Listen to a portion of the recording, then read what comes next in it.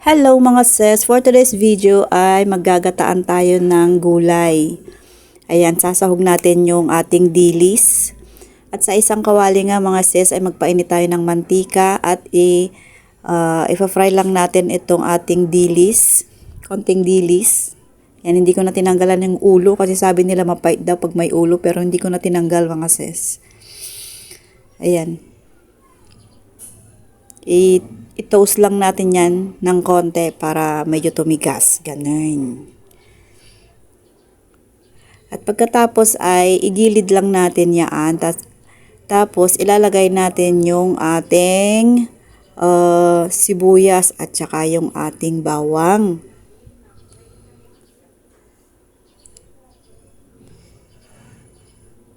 Yan. Ilalagay lang natin dyan. Huwag na natin tanggalin yung dilis. Yan, igisa lang natin yung ating sibuyas at saka bawang. Palalabasin yung kanyang aroma mga sis. Ayan, ganun. Katapos ay ilalagay na natin yung ating sitaw. Ayan, lalagay natin yung ating sitaw. Igisa natin yan mga sis. Sunod na din natin yung ating kalabasa. Ganyan.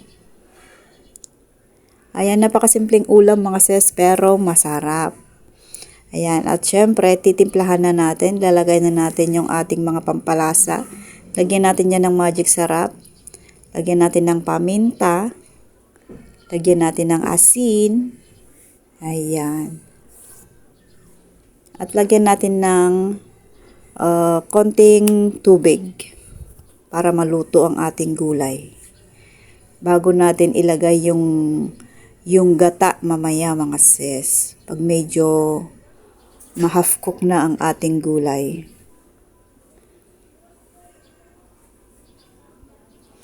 Ayan, pagkatapos nga natin lagyan ng konting tubig, isisimmer lang natin yan kahit mga 5 minutes lang siguro.